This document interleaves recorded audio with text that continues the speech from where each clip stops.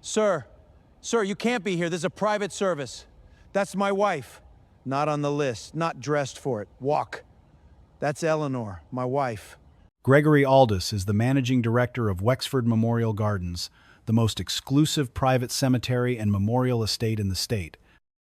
90 acres of manicured green and old oaks and a chapel that has hosted 3 governors' funerals, where a single plot in the founder's garden runs 6 figures.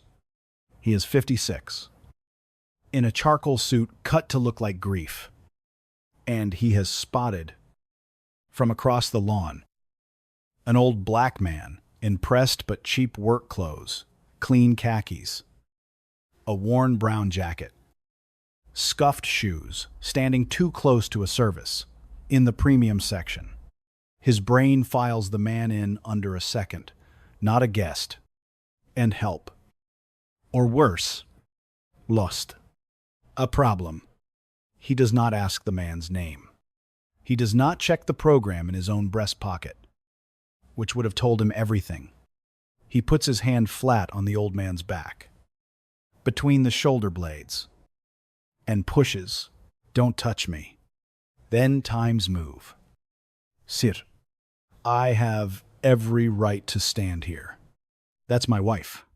I've been, you people. Gregory says it low. But the front row of mourners is close enough now. 50 feet, and closing. Heads turning. You wander in off the road. You smell an event. A catered thing. Free food. Somewhere warm to sit. I see it every week. Now, I am asking you one time, with what dignity you've got left. To times, leave my grounds. The old man's hand tightens around the rose until a thorn opens his palm. A bead of blood runs down his wrist. He does not raise his voice. Your grounds. He says, my grounds, Carl. A groundskeeper in a polo shirt the size of a door starts across the lawn. The man is 70 years old. His name is Walter Greaves. And he is. Though no one on this lawn will understand it, for another 6 minutes, the man who built Wexford Memorial Gardens 40 years ago. With money he made and a promise he kept. He bought the failing 90 acres, drained the flood-prone low field, planted the first oaks, and endowed the trust that keeps the place solvent to this day. On one condition written into the founding deed, that no family who could not pay would ever be turned away from a dignified burial. He did it anonymously.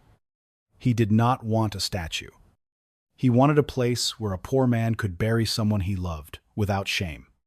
The garden the white chairs are sitting in right now, the famous one.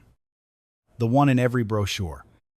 The reason a plot here cost 6 figures was designed, every curve of it, by the woman in the casket, his wife, Eleanor Greaves, landscape architect, whose name appears on none of the brochures, because in 1984, a black woman did not get her name on the brochures. He came to bury her in the garden she made, on the grounds he built. And the managing director is having him dragged off the lawn for loitering. Carl, escort this gentleman to the gate. Gregory says, and the word times.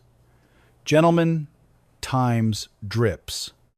And if he comes back, we call the police. Carl, the groundskeeper, takes Walter Greaves by the arm. Take your hand off me. So, I'm asking you kind. Sir, I gotta do my job. Your job? Walter looks at him. Do you know who pays for your job? But Carl is already walking him, Walter half stumbling on the slope. The white rose dropping from his bleeding hand onto the grass. Eleanor chose the seed for back across the green. Past the white chairs. Past 40 people in black who got out their phones instead of standing up. Past a marble sign that reads Wexford Memorial Gardens, a place of peace and dignity. Since 1985. And out toward the wrought iron gate. Behind them, at the graveside. A woman in the front row half rises, Walter and Eleanor's granddaughter, Naomi, 29, who flew in from Seattle and got the time of the service wrong by an hour, and walked up just now to a scene she cannot parse, and a cousin pulls her back down by the wrist. Hissing. Not now. Not here. Don't make it worse. So Naomi sits, and the rose lies on the grass. And the old man who built the cemetery has walked to its gate like a trespasser. On the morning he came to bury his wife of 46 years in the garden she designed with her own hands, one person stands up. Mrs. Idella Frank, 83, in the third row, who buried her own husband here in 2003 and could not have afforded to do it anywhere who was buried, though she never knew why, at a cost that somehow came to almost nothing. She gets to her feet on a cane. That man is grieving. You let him be. Gregory doesn't even look at her. Mom, please sit down. This doesn't concern you. It concerns all of them. Idella Frank sits. Because she is 83. And because she has spent 83 years learning what this kind of place does to people who stay standing, off to the side. A young funeral assistant named Thomas Pell, 24. 3 months on the job, is standing very still by the floral arrangements, the program in his hand. And on that program, printed in gray italic, under the name times Eleanor Greaves, are 4 words he is only now reading: beloved wife of Walter. His stomach drops through the bottom of his shoes. He looks at the gate. He looks at the program. He takes out his phone. Real talk, the man Gregory Aldous just had dragged to the gate for smelling free food, he paid for every blade of grass on that lawn. He paid for Gregory's salary. He paid, 40 years ago, for a stranger named Idella Frank to bury her husband with dignity, which is why it cost her almost nothing, and she never knew the reason. And the garden full of people who looked away while he was hauled off, they're sitting in his wife's life's work. To understand how this happened, we have to go back. Not 6 minutes. 46 years. If you've ever been treated like a trespasser in a place you built, drop 1 word in the comments. We'll know what it means.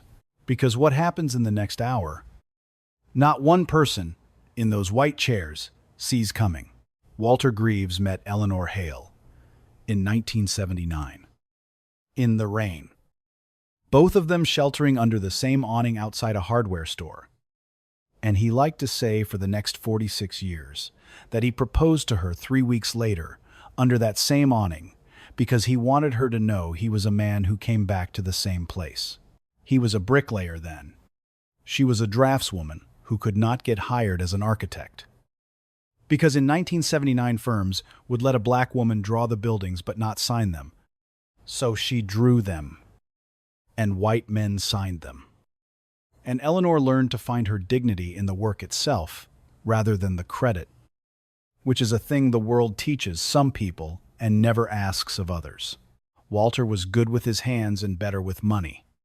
He started laying brick, then hiring men to lay brick, then taking the jobs nobody wanted in the parts of the city, nobody invested in. And by the time he was 40, he owned a construction company with 110 employees and more money than a boy from his block was ever supposed to touch. He kept the same truck. He kept the same house. His grandmother, who raised him after the fire that took his parents, in a house with a tar paper roof, had told him one thing he never let go of. Money's just a tool. Baby, the only question that matters is what you build with it.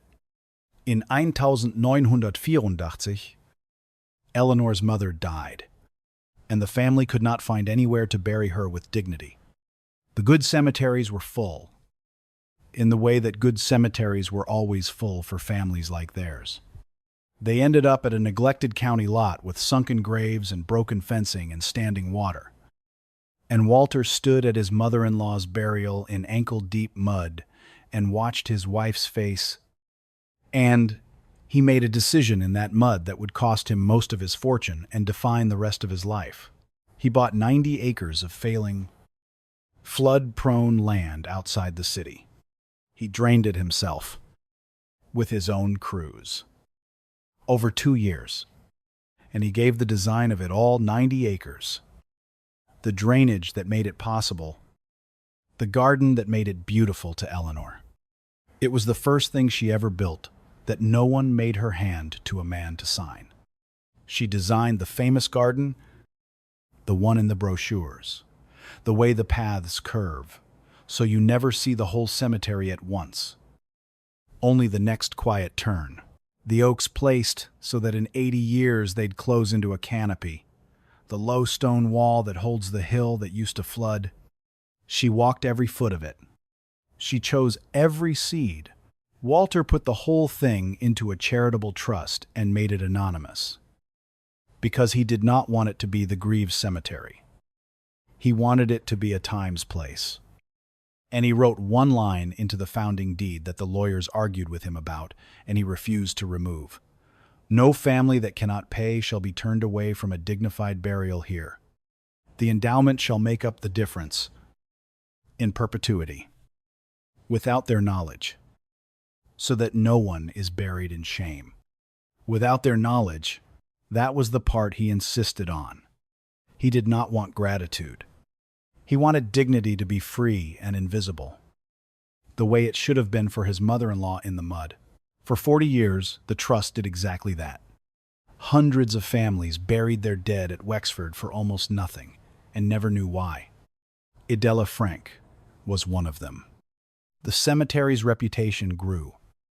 The founder's garden became famous. The plots in it became six-figure status objects for the kind of people who would never need the deed's mercy.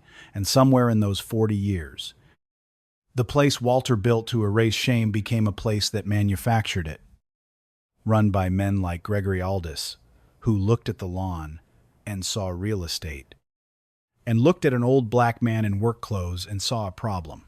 Walter let them run it. He was never on the board under his own name.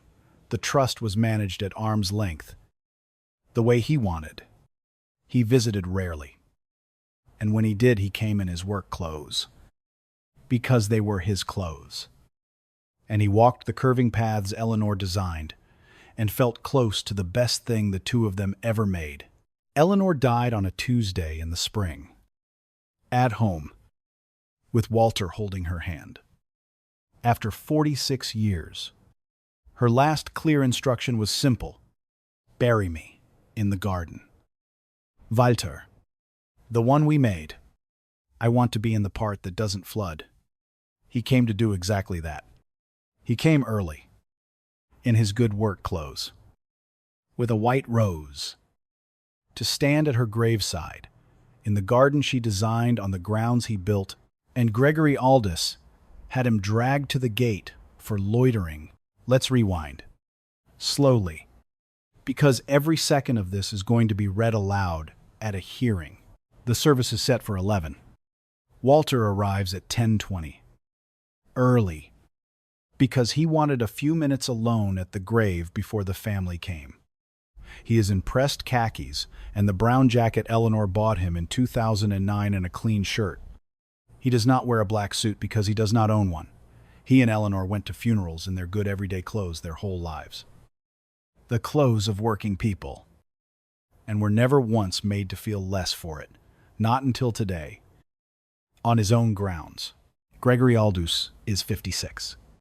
He has managed Wexford for 9 years.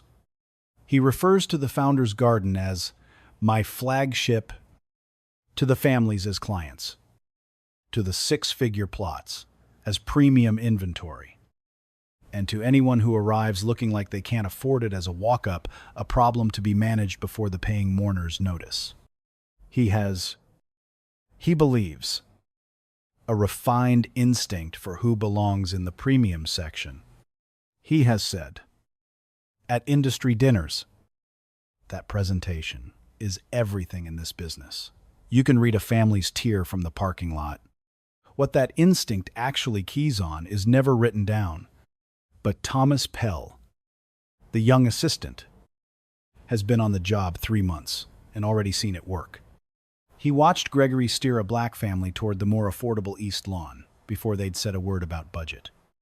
He watched Gregory assume a visiting AME bishop was a livery driver and ask him to move his car. Thomas started a note on his phone after the bishop. It has 6 entries. The line that becomes a hashtag times you smell an event. Free food. Somewhere warm to sit times leaves Gregory's mouth at 10:31 a.m. Wexford's grounds have security cameras at the garden. The footage has audio. Thomas Pell's phone catches it too. Both recordings catch the hand on the back. The push. You people. The rose falling. Carl. Escort this gentleman to the gate. Idella Frank rising and being told to sit and clear over the morning birds. Walter Greaves saying, "Times do you know who pays for your job? Times as he has walked away." Walter is put out at the wrought iron gate at 10:37 a.m. He does not call the police. He does not call the press. He stands on the public sidewalk outside the gate of the cemetery he built, with a cut on his palm. And he takes out an old flip phone. And he calls one person, Harold Beck, the trust's attorney, the only man alive besides Walter, who knows what Walter is to this place, who is at his office across town. It rings twice. Harold Beck. Harold. It's Walter. I'm standing outside the gate at Wexford. They wouldn't let me in to bury Eleanor. The manager, Aldous, had a groundskeeper walk me to the gate. Said I was loitering. Said I came to smell the free food. There is a silence on the line. When Harold Beck speaks, his voice has gone very quiet and very cold. Walter. Say that again? They threw me off the grounds. Harold. Off Eleanor's garden. On the day of her funeral, the manager put his hand on my back and times pushed times me. A pause. Then, are you hurt? Just my hand. It's nothing. Walter. You listen to me. Do not go anywhere. Do not say one more word to anybody. I am getting in the car right now, and I am bringing the full trust file and the founding deed, and I am calling the chair of the board on the way. And Walter Harold Beck's voice cracks. Just slightly, because he has been Walter's lawyer for 30 years, and he knows what was buried in that man's chest long before today. I am so sorry. We should have never let them turn that place into what would do this to you. That's on all of us. I'm coming. 40 minutes. He hangs up. Thomas Pell does not stop recording when Carl walks Walter to the gate. He keeps filming, and so he catches the second scene, the one that, in time, matters more than the first. The service has been delayed. The family is in disarray after the granddaughter's near outburst. Gregory has smoothed it over with the front row. All murmured times. So sorry for the disturbance. Some confusion at the gate. Al Hanlul. It is 11:48 a.m. when a black sedan comes up the drive too fast and stops crooked across 2 spaces, and a silver-haired white man in his 70s gets out with a leather folder under his arm and does not slow down. Harold Beck.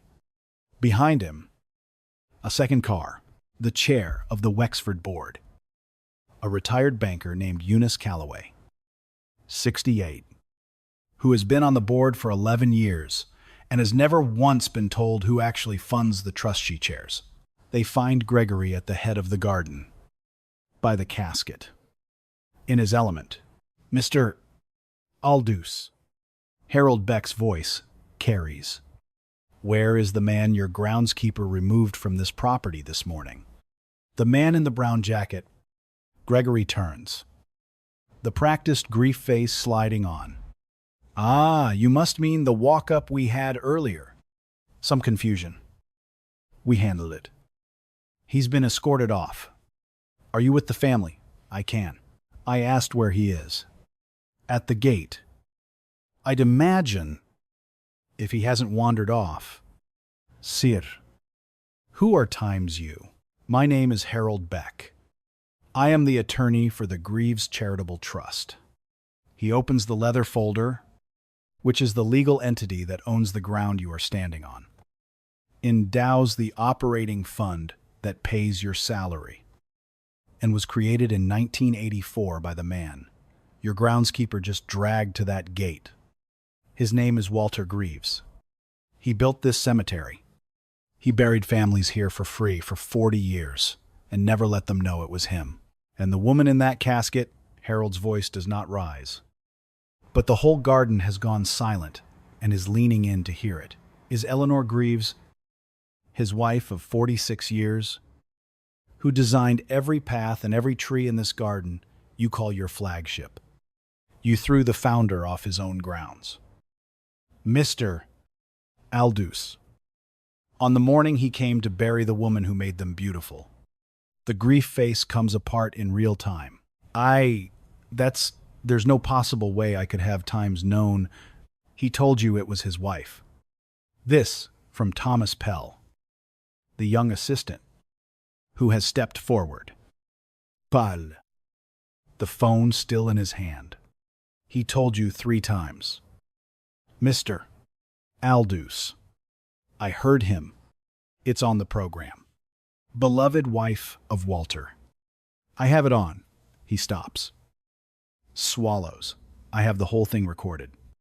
Eunice Calloway, the board chair, takes the founding deed out of Harold's folder with a hand that is not quite steady and reads the line, Walter refused to remove Times. No family that cannot pay shall be turned away Times. And then she looks up at the ball garden full of 6-figure plots and the marble sign that says Times A, place of peace and dignity. And something in her face that has been comfortable for 11 years stops being comfortable. Get him, she says to Gregory, quietly. Go to that gate yourself, on foot, and bring Mr. Greaves back to his wife's funeral. And pray to God, he is still there. He is still there. Walter Greaves is sitting on a low public bench just outside his own gate, in the sun, waiting for his lawyer. When the managing director of Wexford Memorial Gardens comes half running down the drive in his charcoal suit to beg a 70-year-old man to please come bury his wife. Walter looks at him for a long moment. Then he stands slowly. His knees are 70 years old, and he says the only hard thing he will say all day, I'm not coming back through that gate for you. I built it. I'll come back through it for her. And he walks back in under his own power, past Gregory Aldous, who does not dare touch him now. Up the curving path, Eleanor designed so you only ever see the next quiet turn. To the graveside, where 40 people who looked away an hour ago now cannot look at anything else. Thomas Pell stops recording. He goes and sits in the empty chapel and watches the video 3 times and thinks about the 6 entries on his phone and the bishop and the way Harold Beck said. Times he told you it was his wife. He uploads it to a private account at 2:11 p.m. He has 4 followers. Biyadanashcha p.m. Lambe Bosher. 0, 0, 0 views. By the next afternoon, sit. 4 millions. Real talk. What breaks people about. This one isn't even the slur. Though the slur is bad, it's Times. What day it was. You watch a man get shoved away from a casket told he smelled free food, and then the caption tells you it was his wife in that box. 46 years. And he built the whole cemetery. And, you understand, you are watching a man have his grief stolen from him at the exact moment he had the least left to defend it with. People can survive watching cruelty. They cannot survive watching it land on someone burying their wife. Number. He built the cemetery, Trends by 8. The next morning, 310. 000 uses in a day. Almost all from people who know what it is to be made a stranger at the door of something that is theirs. A retired postal worker in Memphis. I built my church's whole addition with my own hands. New pastor's staff asked me for ID at the door of my own dedication. A woman in Chicago. They asked my father, at my mother's wake, if he was with the catering. He'd been married to her 51 years, a man in Oakland whose grandmother was a landscape architect. Her designs are in 3 city parks. Her name's on none of them. They called it anonymous municipal planning. She had a name. Wexford issues a statement at 10:40 a.m. It is 79 words long. It deeply regrets a misunderstanding at a recent service. Holds the dignity of every family as our highest value and is reviewing our guest management procedures to ensure such an incident is never repeated. 79 words. No name. No apology to the person. It calls it a misunderstanding and an incident. It does not say times we threw the founder off his own grounds. It does not use the words times pushed or times dragged or times his wife's funeral. It does not say times Walter Greaves built this place. The word times, black times, does not appear in a 7-9 Word document about a thing that happened to a black man because a manager decided what belongs in the premium section. Walter releases no statement. But at 8:07 that night, a quiet account in his granddaughter Naomi's name, posting, she says, with his blessing, puts up 2 photographs side by side. The first, a yellowed 1,984 hand drawing. A landscape plan. Every path and tree of the famous garden. Signed in a neat draftswoman's hand in the corner, E. Greaves. The second, a current Wexford brochure. The same garden in full summer glory. Caption times. Our founder's garden designer unknown. The caption is 1 sentence. My grandmother designed every inch of the garden they wouldn't let my grandfather stand in. Her name was Eleanor Greaves. Designer, unknown, was always a choice. That post is shared 3 million times in 3 days. The contempt has only changed clothes. It has not left the building. That is what Wexford does not understand yet. The push. The times you people, that was not the contempt. That was just the part the camera caught. The first withdrawal lands at 9:45 a.m. Saturday.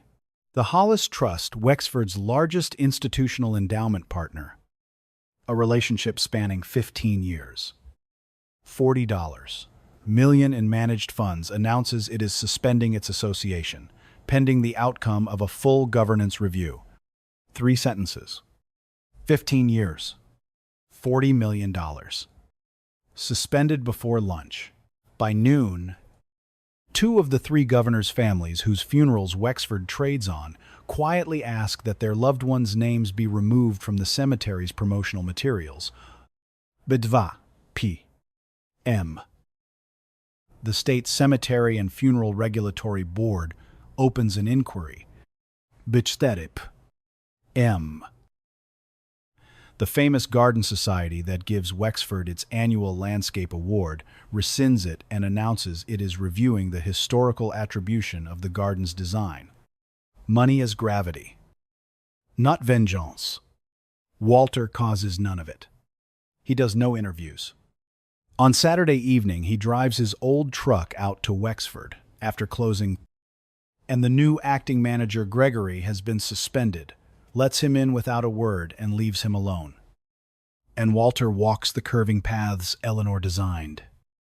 In the dark. The way they used to walk them together. And he sits on the low stone wall that holds the hill that used to flood. And he does not feel triumph. He feels grief. 46 years. Eleanor designed a place where the next quiet turn is always hidden, so that grief comes to you gently, a little at a time. And now she is under the part that doesn't flood. And the whole world knows her name, at last. And she is not here to see it, which is the only thing he ever wanted, and the one thing the victory cannot give him. His phone rings. Harold Beck. Walter. I have to ask you something, and you can tell me to hang up. The board, the trust, did anyone know how that place had started treating people? The walk-ups, the steering, before this? Harold. Walter says. That young man Thomas had 6 of them on his phone before I ever showed up. The bishop, the families pushed to the east lawn. The question was never whether anybody knew. The question is what we do now that we can't pretend we didn't. A long breath. What do you want to do? I want to bury my wife. Walter says. I did that. Now I want to find out how the place I built to end shame learned how to make it. And then I want to fix it. Will you help me do that? Or just help me sue them? Walter. Harold says, I'll help you do whatever the deed says, which I should have read out loud to that board years ago. Renata Diaz is a 47-year-old investigations reporter at the Times-Courier-Times who has been circling Wexford for 9 months. Her tip came in the winter from a former Wexford billing clerk named Dolores Wynne, who left in 2023 and told Renata, over coffee, that the cemetery had quietly stopped honoring its own founding mandate. The deed required Wexford to bury families who couldn't pay, with the endowment silently covering the cost. For decades it had. But around the time Gregory Aldous took over, the charity burials had been steered off the books.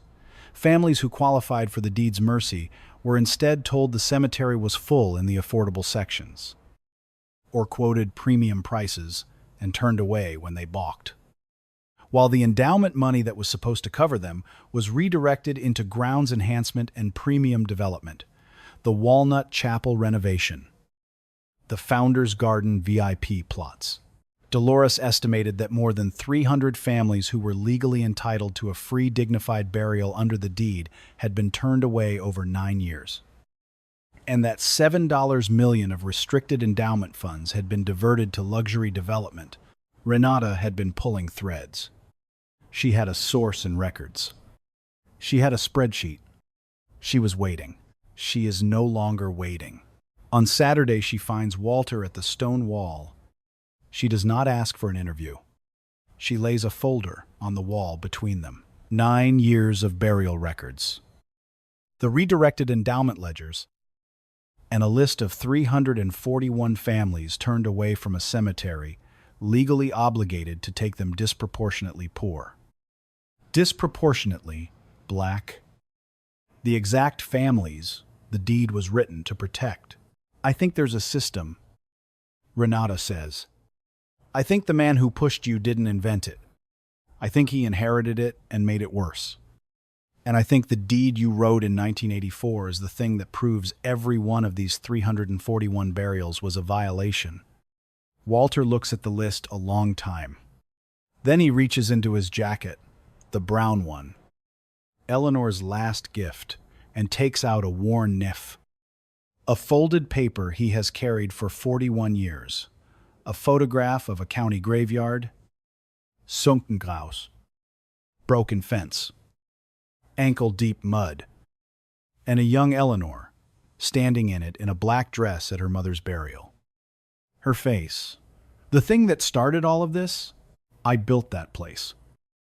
Walter says, nodding at the dark green around them, so that nobody's wife would ever have to stand in the mud the way mine did. 341 families. Ms. Diaz. That man didn't just throw me off my grounds. He put 341 mothers-in-law back in the mud and pocketed the difference. He folds the photograph away. He just never imagined the man in the work clothes wrote the deed. The counterattack begins Tuesday. and it is exactly as ugly as the genre promises. Gregory Aldous retains a reputation litigation firm that fires off by Tuesday afternoon. A $10 million defamation demand against Thomas Pell. Against the Times Courier-Times, which has not published a word. And, most tellingly, against Walter, on the theory that his claim to have built the cemetery is a grandiose fabrication and that he was, in fact, an unauthorized individual, creating a disturbance at a private event. They flip it. The grieving widower becomes the disturbance. The man who pushed him becomes the protector of client safety. The demand insists Thomas surrender his phone and the 6-entry note, and insists Walter and the trust produce the original founding deed and all financial records for forensic authentication by an examiner of Gregory's firm's choosing. That is, it demands the one document that proves Walter built the place be handed to the people with the most reason to question it. Thomas gets the letter Tuesday night. He is 24. He has a car payment and a job he needed, and a manager who sits on a funeral industry licensing board. He sits on his apartment floor and shakes for an hour and does not delete one file. At the same time, the manufactured accounts bloom 11 of them, created Monday into Tuesday. 4. With stock photos. 3. With AI faces. Greaves is a con man who showed up at a stranger's funeral.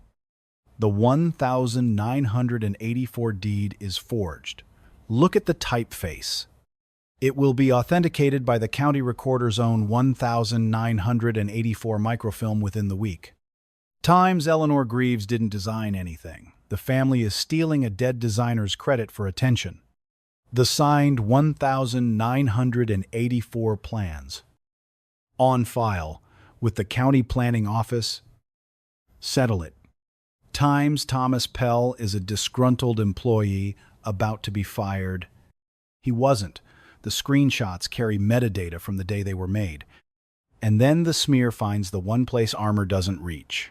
A Wire reporter calls Idella Frank, 83, the woman who stood up at the funeral, for her perspective, and asks her, with oily gentleness, whether she's Times really sure, at her age, that she saw the manager push anyone, or whether she might be caught up in the emotion of a sad day. Idella Frank is 83. Her voice on the phone does not shake. Young man, I buried my husband at that cemetery 22 years ago, and I have never understood, to this day, how a woman with my money managed to do it with dignity. I am told now that a man I never met paid the difference so I would never feel the shame of it. So when you ask me if I am Times sure, Times of what I saw, I am surer of it than I have been of anything since I put my Clarence in that ground. I saw that man pushed away from his wife's casket. I saw it with these eyes, which buried a husband and will bury nothing else. But the truth, now, is there some other thing you'd like me to be too old to have seen? The reporter hangs up. He does not write the story, but Idella, after she hangs up, does not feel victorious. She sits at her kitchen table and thinks about the day she buried Clarence, and how she'd been braced for the humiliation of asking for a discount, and how it never came, and how she'd assumed she'd simply been lucky for 22 years, and how it was never luck. It was a man in work clothes she'd later watch get dragged to a gate. She takes out a sheet of paper and writes, in a careful hand, Mr.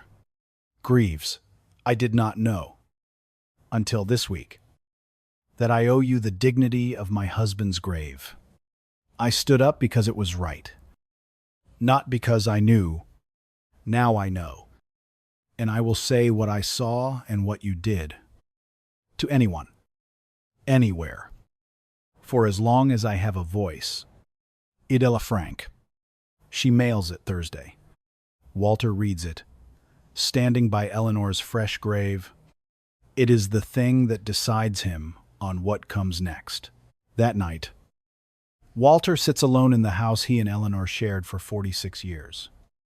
Her reading glasses are still on the windowsill. The smear has called him a con man and a fraud in 48 hours. He is 70 years old, and he buried his wife 5 days ago. And a man with a fraction of his life nearly stole the burial from him. He thinks, for the first time, whether putting Eleanor's name back is worth what it's costing the 24-year-old who filmed it and the 83-year-old being asked to doubt her own eyes. And his grandmother's voice comes back from a house with a tar paper roof. Money's just a tool. Baby. The only question that matters is what you build with it. So build the last thing right. This is the floor. From here it goes. One way. The turn comes Friday. And it comes from the last person anyone expects, Eunice Calloway, the board chair, the retired banker who read the deed aloud in the garden and stopped being comfortable. Eunice has chaired the Wexford board for 11 years. She has always told herself, one of the good ones. She approved the scholarships.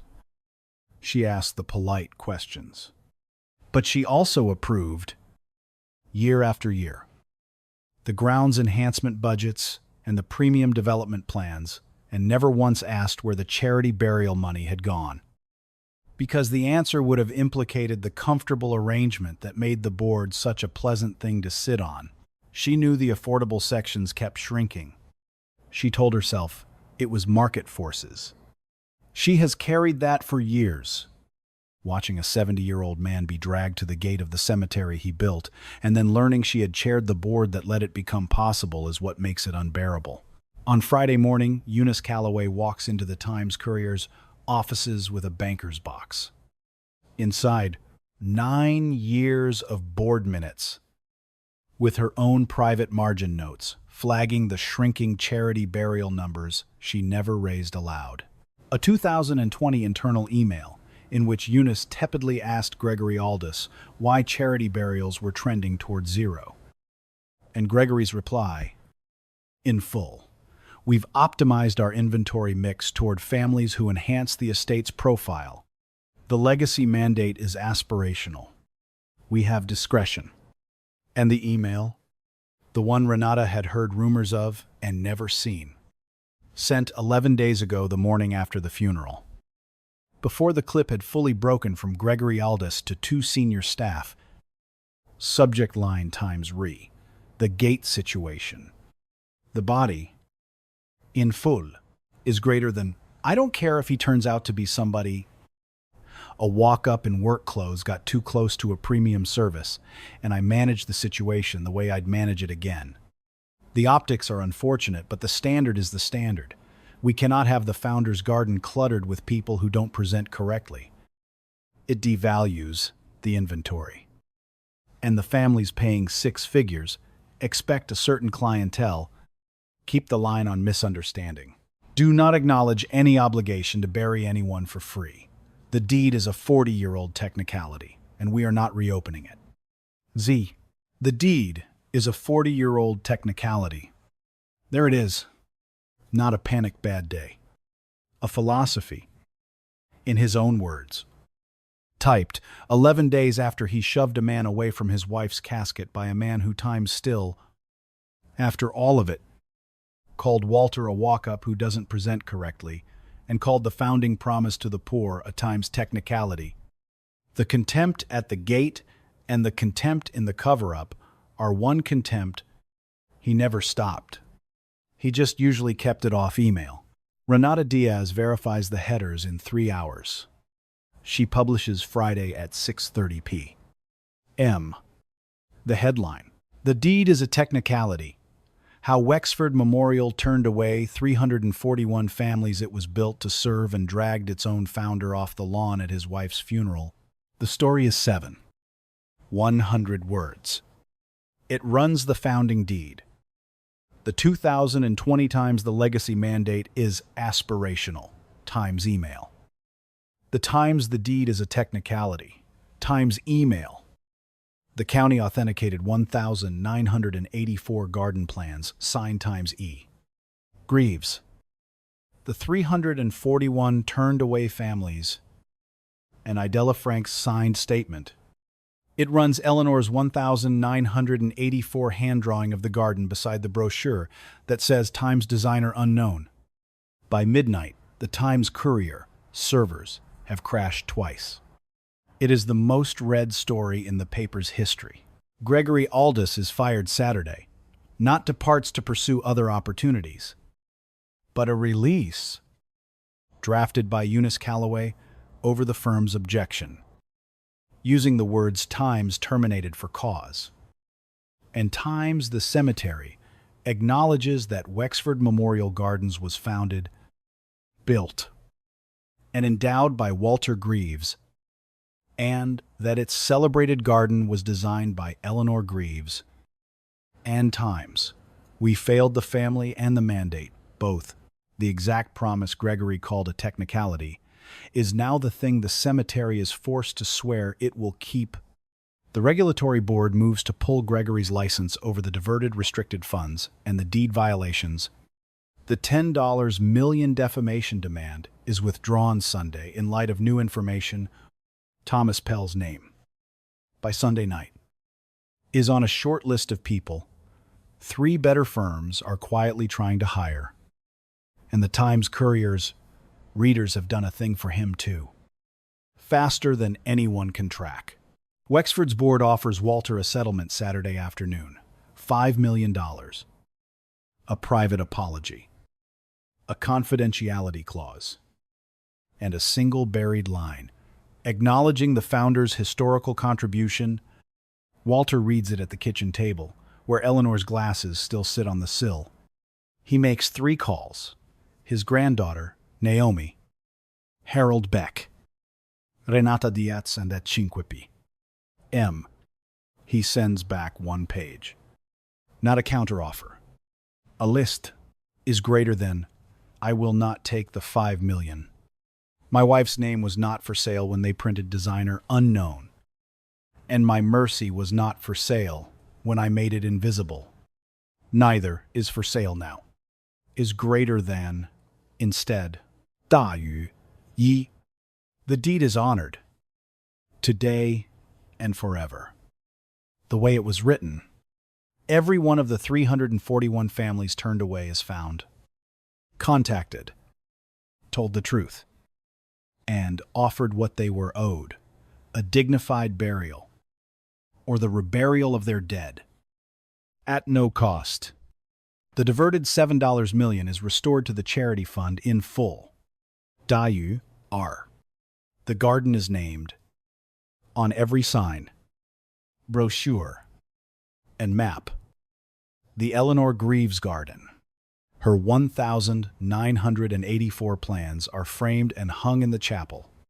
Designer unknown never appears on anything this cemetery prints again. Dayu San.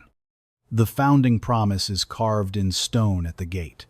The actual gate I was dragged to so that no manager can ever again call it a technicality. No family that cannot pay shall be turned away from a dignified burial here. Dayu Si. A fund is endowed, in perpetuity, in the name of my grandmother, who buried my people from a house with a tar paper roof to pay for dignified burials for families anywhere in this county who are turned away from anywhere else. The way Eleanor's mother was. In the mud. In 1984. Dayu Wu. I will take a seat on the board, under my own name, for the first time in 40 years, not for control, but because someone has to make sure the next man in work clothes gets asked his name before he gets a hand on his back. And I would rather it be me than another 40 years of looking away. Dayu Liu. Gregory Aldous is not to be pursued, harassed, or contacted by me or on my behalf. He will face the regulators, and his own email, and his own mirror. I have no interest in him. I never did. I only ever wanted my wife's name said out loud, and to bury her in peace. Is greater than Walter Greaves. The board accepts all 6 conditions by Sunday noon. Unanimous. 3 weeks later, on a clear morning, they set the stone at the gate. There is no ceremony, because Walter refuses one. There are 9 people. Naomi, who has moved home, Harold Beck, Thomas Pell, who is no longer a funeral assistant, but the cemetery's first family advocate, a position Walter invented so that someone whose whole job is making sure no one is ever turned away again, Eunice Calloway, standing a little apart. The way a person stands when they have done a right thing 11 years late and know it does not buy back the 11 years, and, in a folding chair brought specially, 83-year-old Idella Frank, who buried her husband here for almost nothing, 22 years ago, and only now knows why. The new stone goes into the ground beside the wrought iron gate. The mason steps back. The words are cut deep, in plain capitals, the way Walter asked. No family that cannot pay shall be turned away from a dignified burial here. Walter reads it once. Then he turns and walks up the curving path. Eleanor's path, the one designed. So you only ever see the next quiet turn to her grave in the part that doesn't flood. In the garden that bears her name now. On a small new sign at the entrance, the Eleanor Greaves Garden. Designed 1984. Every path, every tree, her own. He has the white rose with him, the same kind he was carrying the day they walked him to the gate. He kneels slowly. His knees are 70 years old, and this time no hand lands on his back. No voice tells him to move. No one decides what he is before they ask his name. He sets the rose on the grass. Eleanor chose the seed for, "There you are." He says, "Quiet. Not to the garden. To her. I told them your name. The whole world knows it now. I'm sorry it took the worst day I ever had to make them say it." He presses his palm flat to the grass. The palm that bled at the gate. Healed. Now. But they said it. They're going to keep saying it. And nobody's standing in the mud anymore. Sweetheart. Not here. Not ever again. Behind him. At the gate. Idella Frank reads the carved stone one more time and turns her face away. Because she is reading it as the woman who buried her husband and never knew the mercy had a name. Thomas Pell hears it. Naomi hears it. None of them say anything. Because there is nothing to say. Outside the gate, the morning light comes down on the 90 acres. A man drained out of a flood field 40 years ago, so that grief could have somewhere soft to land. The light has not changed. The oaks Eleanor placed in 1984 have grown exactly as she planned. Almost into a canopy. Now, 20 more years, and they'll close. The garden has not changed. Only the name on it has changed. And the name is enough. Real talk. Walter Greaves could have taken the $5 million and walked, and not one soul on earth would have blamed him. 46 years. A wife he buried 5 days after they dragged him from her casket. A garden the whole world admired, and nobody could name the maker of. He didn't take it. He stayed.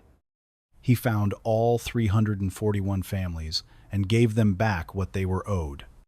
He carved the promise in stone at the gate where they shamed him. So no manager could ever call it a technicality again. He put his wife's name on the garden in letters that will outlast every person who looked away. He built a fund for everyone. Still standing in the mud his mother-in-law stood in, and he knelt at a grave with a white rose and told a woman who'd been gone 3 weeks that the world finally knew her name, an Idella Frank, 83, who'd been shown mercy for 22 years and never knew it had a face stood up at a stranger's funeral because it was right, and then said what she saw. For as long as she has a voice, nobody stood up for Walter when the others looked away. Idella stood up before she even knew who he was. That's the whole point. That's the part that doesn't make the headline. The contempt, didn't start at a gate, and it won't end with a stone. Somewhere, tomorrow, someone is going to be made a stranger at the door of a thing that is theirs, a church they built, a garden they designed, a grave they're entitled to, a name they earned because somebody decided in under a second what they were before they asked. Sometimes the man in the work clothes built the place. Sometimes the woman whose name they left off the brochure designed every path you're standing on.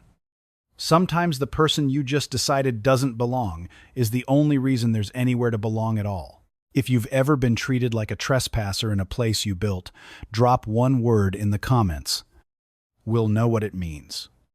And if this moved you, share it with someone who's still waiting for the world to ask their name before it decides what they are. Her name was Eleanor Greaves. It's on the garden now.